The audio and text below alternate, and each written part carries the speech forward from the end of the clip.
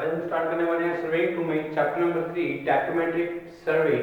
Very first lecture of tacheometric survey में discuss करेंगे और टैकोमेट्री क्या होता है, इंस्ट्रूमेंट कौन कौन से यूज करते हैं हम टैकोमेट्रिक सर्वे में, और मेथड्स ऑफ टैकोमेट्री क्या रहेंगे।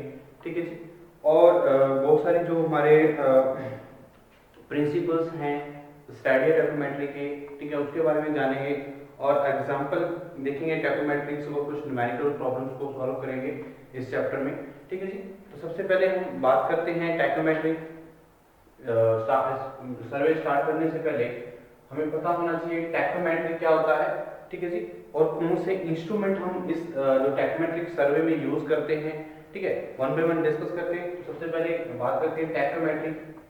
टैकोमेट्री क्या है? ठीक है, एक survey tacheometry is the branch of surveying in which the horizontal and vertical distances are determined by angular measurements. ठीक है जी। तो एंगुलर जो हमारे ऑब्जर्वेशंस होती हैं विद ए टैकोमीटर हम ऑब्जर्व करते हैं, उसके जरिए हम क्या करते हैं हॉरिजॉन्टल और वर्टिकल डिस्टेंसेस को मेजर करने के प्रोसेस को हम क्या बोलेंगे टैकोमेट्री। ठीक है जी। तो देखते हैं कि हमारी टैकोमेट्री है क्या होगा। Tacheometry is a branch of surveying. Tacheometry is a branch of science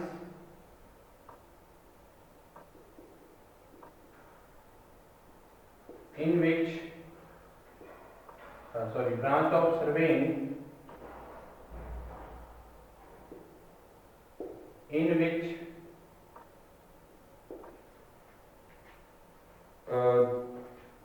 the horizontal and vertical distances are measured. The horizontal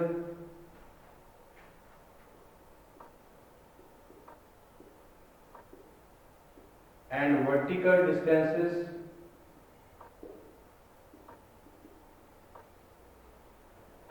are measured, determined by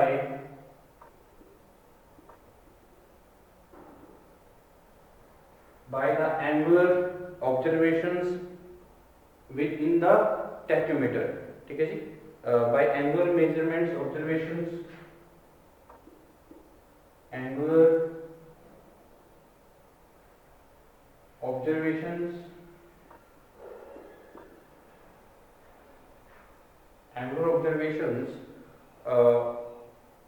with a tachometer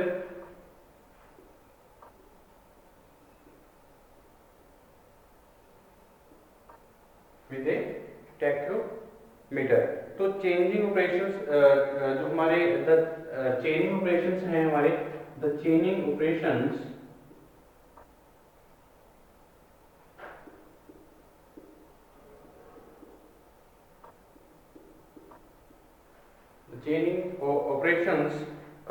being altogether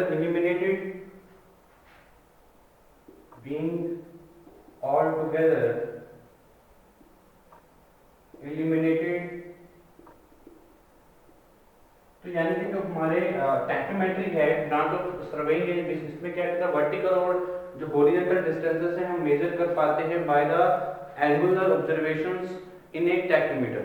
ठीक है जी। तो इसमें जो चेनिंग प्रोसेसेस हैं या चेनिंग surveying है वो बिल्कुल ही एलिमिनेट हो जाती है, क्योंकि जहाँ पे जिस एरियाज में क्या है हम चेनिंग या अदर जो हमारे इंस्ट्रूमेंट हैं वो यूज नहीं कर पाते हैं, और हम वहाँ की जो ऑब्जर्वेशंस हैं जो हमारे हॉरिजॉन्टल और वर्टिकल डिस्टेंसेस हम मेजर नहीं कर पाते हैं with the help of चेनिंग survey, chain survey, तो वहाँ पे हम टैकोमीटर सर्वे से हम आसानी से एक उसकी जो ऑब्जर्वेशन है वो हम कैलकुलेट कर पाते हैं।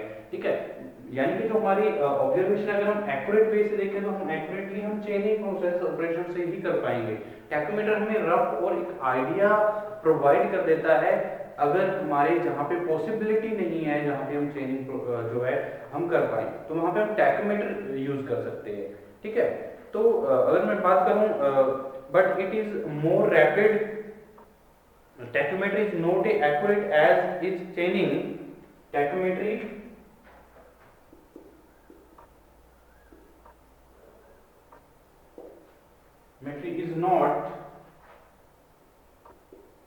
not accurate as much as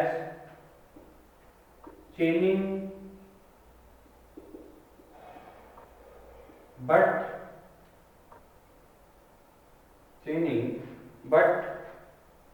it is far more rapid. It is far more rapid and rough, more rapid and rough in and difficult countries, but is far more rapid in rough and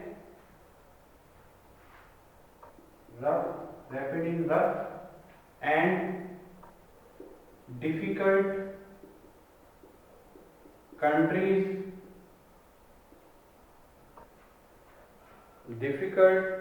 countries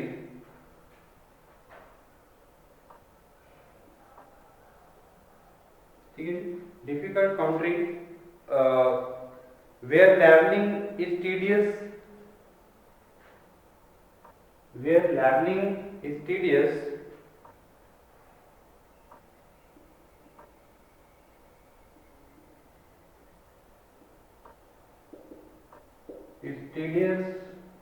and जो हमारे चेनिंग is both inaccurate and slow, and जो चेनिंग process है, चेनिंग operations हैं, चेनिंग is both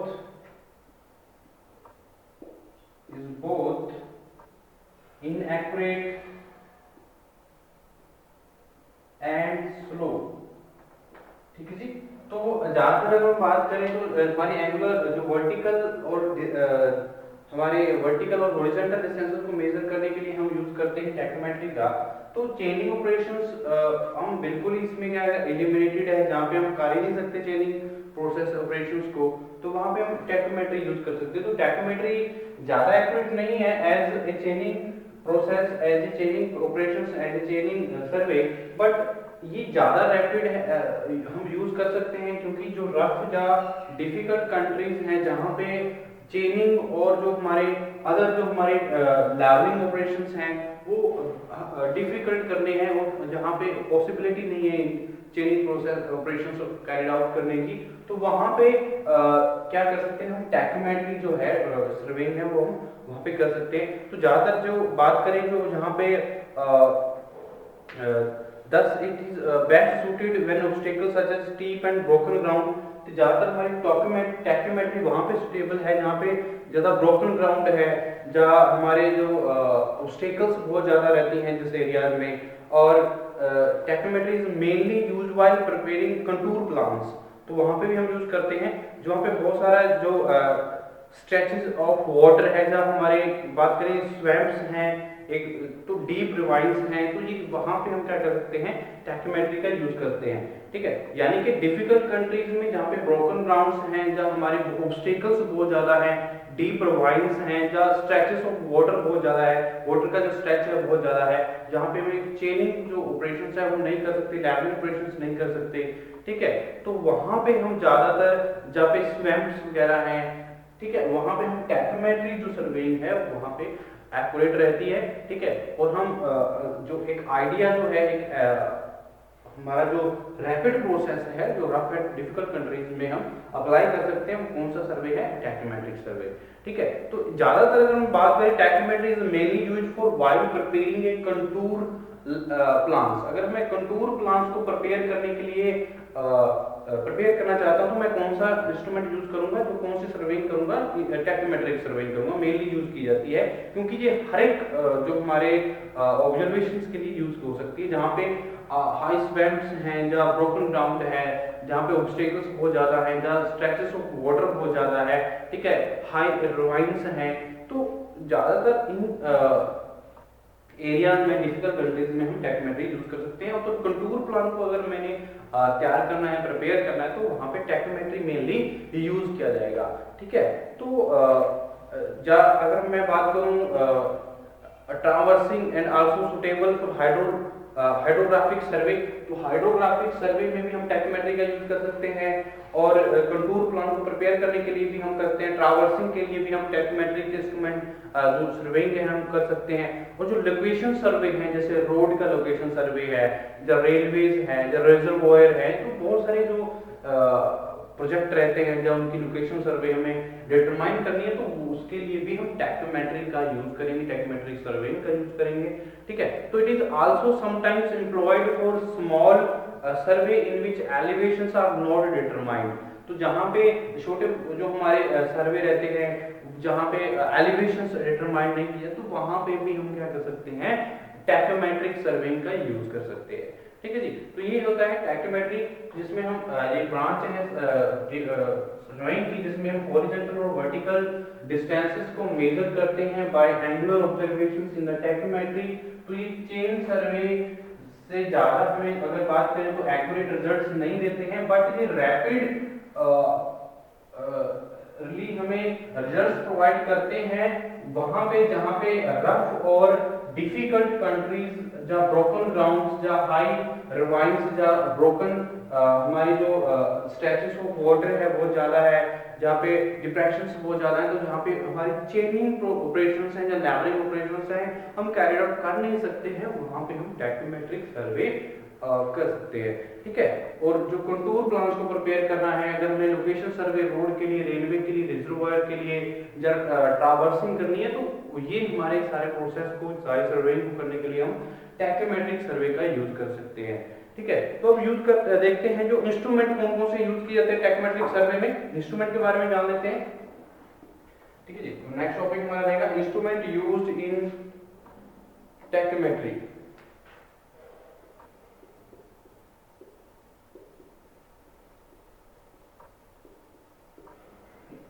used in tacheometry. Tacheometry में surveying में हम कौन कौन से इंस्ट्रूमेंट यूज करते हैं इसके बारे में जान लेते हैं। तो मेनली इंस्ट्रूमेंट जो यूज किए जाते हैं टैक्योमेट्रिक सर्वे में, तो वो कौन कौन से, the instrument, the mainly instrument used in tacheometry, the mainly instrument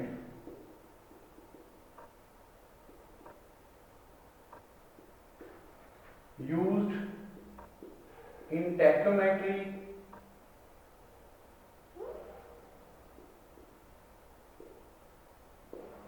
are number 1, कौन कौन से इंस्ट्रूमेंट यूज करते हैं हम, टैक्योमीटर, टैक्योमीटर एंड नंबर 2 हम यूज करते हैं जो हमारे लेवलिंग, इन लेवलिंग और स्टैडिया रोड, एंड लेवलिंग और स्टैडिया रोड। तो ये इंस्ट्रूमेंट जो है मेनली हम यूज करते हैं टैक्योमेट्रिक में यूज किए जाते हैं। ठीक है, तो अब बात करते हैं सबसे पहले टैक्योमीटर क्या है, और जो हमारे टैक्योमीटर की जो प्रोसेस है वो क्या रहेगी इसमें, इसके बारे में देखेंगे। तो क्या एसेंशियल जो हमारे कैरेक्टरिस्टिक्स हैं टैक्योमीटर की, इसके बारे में जानेंगे। तो सबसे पहले देखते हैं टैक्योमीटर के बारे में, तो टैक्योमीटर क्या है। ठीक है जी, उसके बाद हम स्टैडिया रोड के बारे में जानेंगे, तो स्टैडिया रोड की क्या कैरेक्टरिस्टिक्स रहेंगी इसके बारे में भी हम डिस्कस करेंगे। ठीक है, तो टैक्योमीटर के जनरल सेंस की बात करें, ट्रांजिट थियोडोलाइट होता है, यानी कि टेलीस्कोप होता है ये हमारा टैक्योमीटर। ठीक है, तो tacheometer in general, tacheometer in general sense is a transit theodolite, is a transit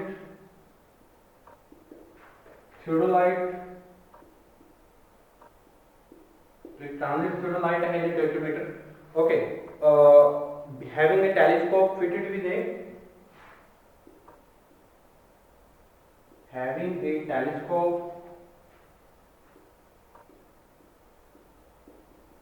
fitted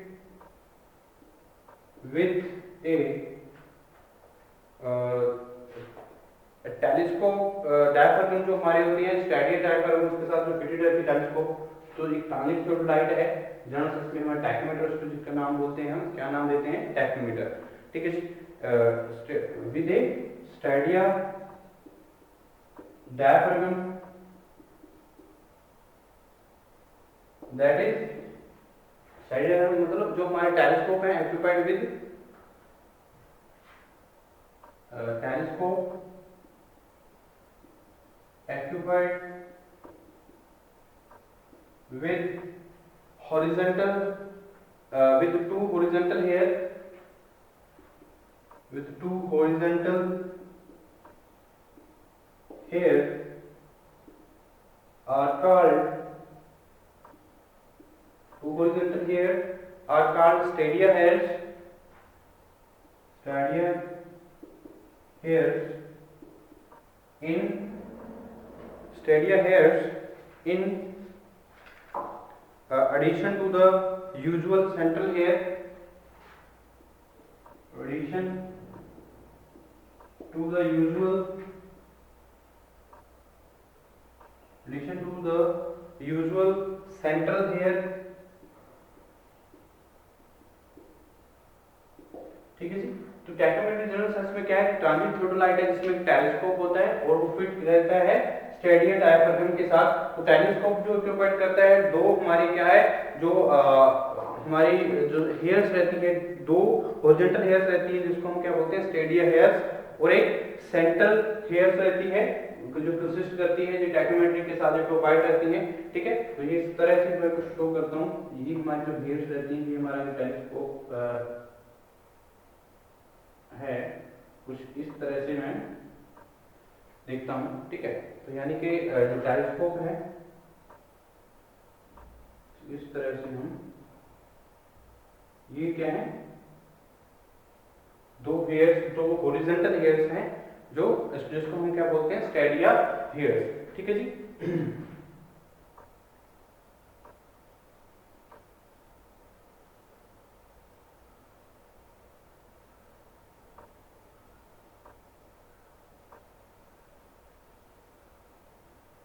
Stadia hairs, okay. तो ये हमारे क्या है, अलग अलग जो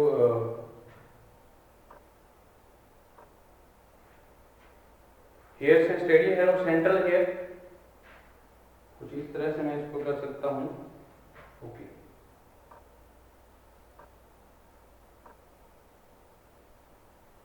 ठीक है जी। और ये हमारे सेंट्रल हेयर,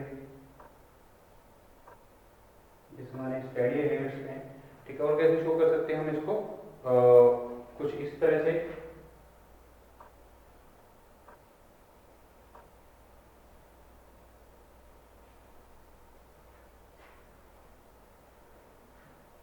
हॉरिजॉन्टल हेयर्स।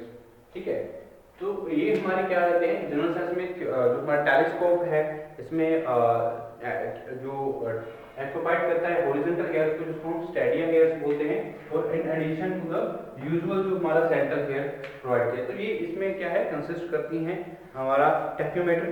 ठीक है, और उसके बाद मैं बात करता हूँ जो हमारे the addition hairs are occupied distance from the central one and also known as the stadia lines. तो स्टेडिया लाइंस जो सेंट्रल हेयर है, जो इसमें एडिशनल हेयर अगर मैं बात करूं, जो the additional hairs are occupied distant from the central one. ठीक है, and are also known as stadia lines, इसको हम और क्या बोलते हैं, स्टेडिया लाइंस भी हम इसको नाम देते हैं। तो the types of Stadia diaphragm commonly used, अगर मैं बात करूं जो the kinds of the telescope used in the Stadia surveying, the external focusing, the internal focusing and the external focusing. तो बहुत सारे जो टेलीस्कोप है वो यूज किए जाते हैं, अलग अलग जो टेलीस्कोप है हम यूज करते हैं हमारे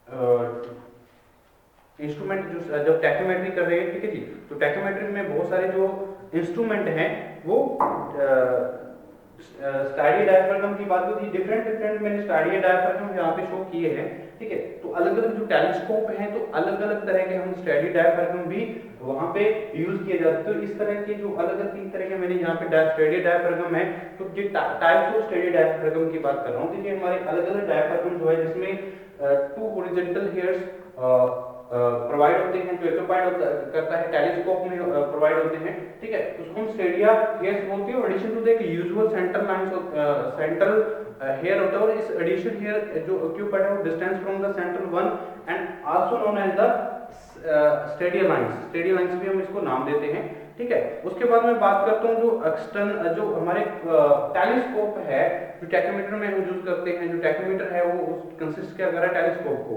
तो ये टेलीस्कोप जो हम यूज करते हैं स्टेडिया सर्वेइंग के लिए, kinds of telescope used in the stadia surveying are the external focusing, the internal focusing and the external focusing fitted with a analytical lens। तो 3 तरह के जो टेलीस्कोप हैं वो यूज किए जाते हैं for the surveying of the Stadia diaphragm. तो इसमें जो हमारे जो एक्सटर्नल फोकसिंग टेलीस्कोप यूज करते हैं, इंटरनल फोकसिंग यूज करते हैं, और external focusing fitted with analytical lens. तो ये अलग अलग तरह के जो टेलीस्कोप हम यूज करते हैं टैकोमीटर में। तो जो term tacheometry is restricted to a transit theodolite provided with an analytical telescope. तो टर्म अगर मैं हम बोल तो ट्रांजिट थियोडोलाइट है, तो ट्रांजिट थियोडोलाइट ही होता है कि जो टेलीस्कोप यूज टैकोमीटर यूज करते हैं। तो इसलिए हम इसको क्यों नहीं कहते हैं ये ट्रांजिट थियोडोलाइट है, क्योंकि हमारी जो इसमें जो प्रोवाइड की गई है एनालिटिक जो टेलीस्कोप यूज किए गए, तो इसलिए हम इसका जो नाम है वो क्या कहते हैं टैकोमीटर देते हैं, ठीक है। तो अलग अलग तरह के जो डायफ्रागम्स हैं वो हम यूज कर सकते हैं, इस तरह के जो मैंने यहाँ पे शो किए हैं। तो कुछ एसेंशियल कैरेक्टरिस्टिक्स के बारे में जान लेते हैं। तो एसेंशियल कैरेक्टरिस्टिक्स क्या है इन टेलीस्कोप की, ठीक है। तो जो वैल्यू है, अगर मैं बात करता हूँ वैल्यूज की टैकोमीटर में, जो वैल्यू है वो कितनी होनी चाहिए, कुछ कैरेक्टरिस्टिक्स रहेंगी हमारे टेलीस्कोप की यानी कि टैकोमीटर की। तो क्या एसेंशियल कैरेक्टरिस्टिक्स हैं इसके बारे में जान लेते हैं टैकोमीटर में। तो जो वैल्यू है, द वैल्यू कैरेक्टरिस्टिक्स क्या रहेंगी, जो हमारा टैकोमीटर है, the essential characteristics of the tacheometers are the value of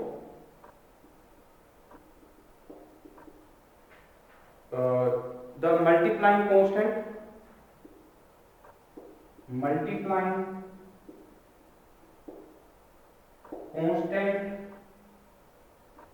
ठीक है जी। यानी कि जो हमारे मल्टीप्लाइंग कोएफिशिएंट शुड बी 100 होना चाहिए। तो the value of the multiplying coefficient क्या है, एफ बाई टी, ठीक है जी। F by T should be 100। तो इसकी वैल्यू है मल्टीप्लाइंग कोएफिशिएंट की वो 100 होनी चाहिए। और the telescope should be powerful having magnification 20 to 30 diameter. जो टेलीस्कोप की जो मैग्निफिकेशन है वो कितनी होनी चाहिए, 20 to 30 डायमीटर की, ठीक है जी। The telescope should B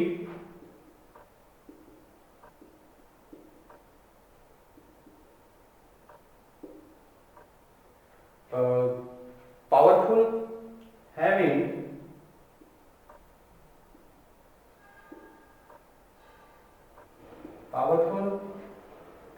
magnification 20 to 30 diameters, magnification 20 to 30 diameters,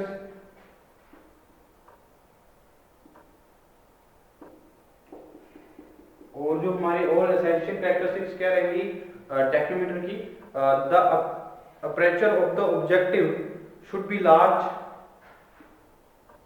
the aperture of the objectives